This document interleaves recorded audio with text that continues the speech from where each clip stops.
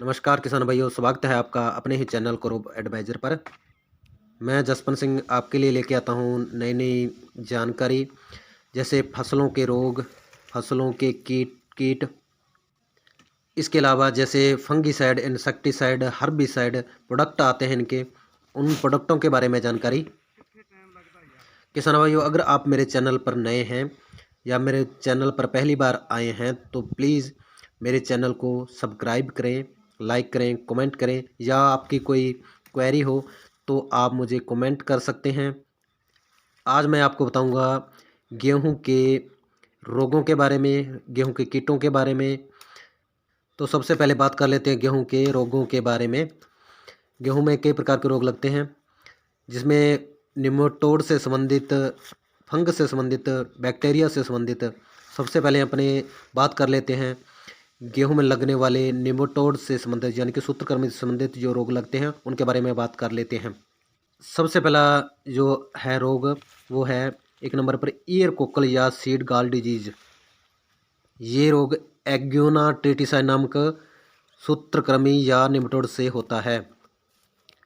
इसके लक्षण फसल में चकत्तों के रूप में दिखाई देते हैं, जिनके छोटे छोटे टुकड़ों के रूप में दिखाई देते हैं। यहाँ इससे प्रभावित फसल पीली हो जाती है, छोटे छोटे टुकड़ों के रूप में। जहाँ यहाँ पे ये टुकड़े पीले होते हैं, वहाँ से पौधे उखाड़ने पर जड़ देखते हैं तो उसके जड़ में गांठे नुमा संरचना पाई जाती है, यानी कि जड़ों में गांठें ही गांठें बन जाती हैं। फसल की वृद्धि रुक जाती है और फसल पीली हो जाती है। दूसरे प्रकार का जो निमेटोड का रोग है वो है मोलिया रोग। ये रोग हेट्रोडेरा एवेनी नाम के सूत्रकृमि से होता है। इसमें भी पौधों की जड़ों में गांठें बन जाती हैं और छोटे छोटे टुकड़ों के रूप में ही ये रोग दिखाई देता है। इन दोनों रोगों की रोकथाम के लिए हमें क्या करना है कि सबसे पहले तो बीज नियंत्रण करना है। बीजों की बुआई से पूर्व 20% नमक के घोल में डुबोकर उपचारित कर लेना है, क्योंकि इससे प्रभावित जो पौधे हैं, बीज हैं, वो ऊपर तैरने लगे, उनको आप बाहर निकाल दें। खड़ी फसल में अगर लक्षण दिखाई देते हैं तो carbofuran 3G 20 kilogram per hectare के हिसाब से यूरिया के साथ मिलाकर छिड़काव करें, छींटा लगाएं और ऊपर से पानी लगा दें। उसके बाद आते हैं फंगस के रोग, loose smut of the wheat. इस रोग का जो कारक है वो है एस्टिलगोनियोडो वेराइटी ट्रेटिसाई। ये एक प्रकार का बीज जनित रोग है, सीडबोर्न डिजीज है। इस रोग से प्रभावित फसल में बालियां जल्दी आ जाती हैं तथा बालियां बौनी रह जाती हैं। इस रोग से प्रभावित बालियों में दानों की जगह काला चूर्ण सा बन जाता है, जिनकी बालियां काली काली पाउडर सा बन जाती हैं। पूरी बाली काला पाउडर बन जाती है। उसके बाद किसान भाइयों है करनाल बंट। यह रोग सबसे पहले 1930 में करनाल हरियाणा में मित्रा द्वारा प्रायोगिक बीज प्लांट में देखा गया था, इसलिए इसे करनाल बंट कहते हैं। यह रोग कारक है निवोसिया इंडिका नाम फंगस के द्वारा होता है। ये बीज एक सीड बोर्न डिजीज है। इसे गेहूं का कैंसर भी कहते हैं। इस रोग से प्रभावित गेहूं की बालियों में सड़ी हुई मछली की गंध आती है। इस रोग के कारण गेहूं का निर्यात कई देशों में बंद करना पड़ा है। अब आता है रस्ट। रस्ट मुख्यतः 3 प्रकार का होता है। पहला है ब्लैक रस्ट। इस रोग का रोग कारक है पक्सिनिया ग्रेमिनिस ट्रेटिसाई नामक फंगस के द्वारा होता है।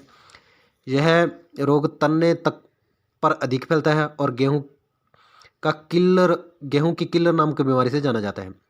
यह रोली रोग पिछेती किस्मों में अधिक होता है, क्योंकि इसके लिए गर्म जलवायु अनुकूल होती है।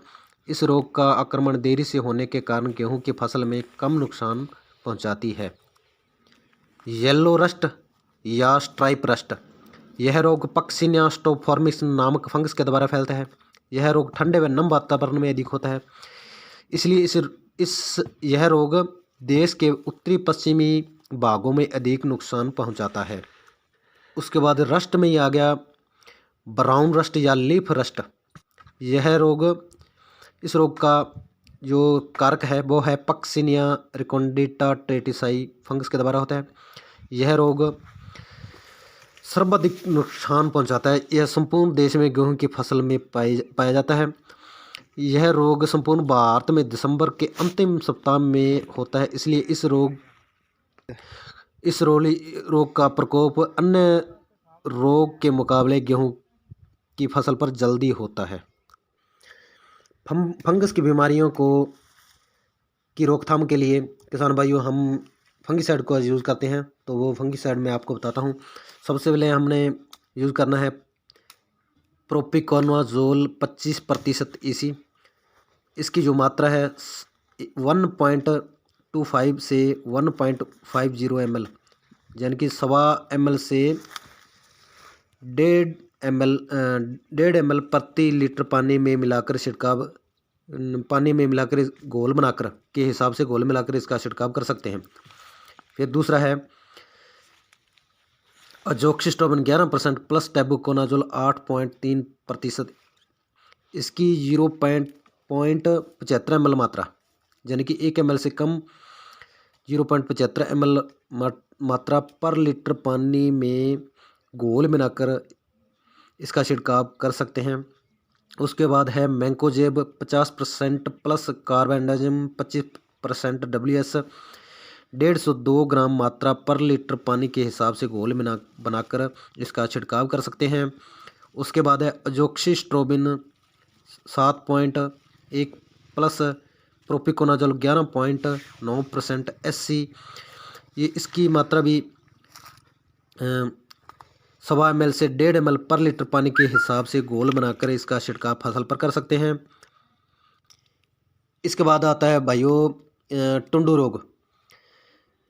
ये रोग बैक्टीरिया जनित रोग है। ये कार्बिने बैक्टीरिया जो है उसके द्वारा फैलता है। पत्तियों पर पीले निशान, यानी कि फसल पीली हो जाती है। इसकी रोकथाम के लिए बैक्टीरियमाइसिन जो पुड़ी आती है वो 10 ग्राम पर बीघे के हिसाब से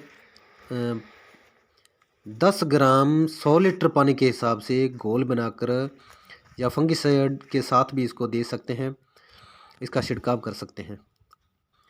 उसके बाद किसान भाइयों आता है ओडो दीमक। दीमक का जो इसकी जो वैरायटी है वो है ओडोंटोटर्मस ओबेसंस नामक दीमक के द्वारा ये फैलता है। इसकी रोकथाम के लिए इमिडाक्लोप्रिड 17.8% 400 ml पर हेक्टेयर के हिसाब से यूरिया में मिलाकर इसका छींटा लगाएं और ऊपर से पानी लगाएं, जिससे कि ये दीमक इसकी रोकथाम की जा सके। तो किसान भाइयों कैसी लगी आपको मेरी वीडियो तो ज़रूर बताना कमेंट में। धन्यवाद।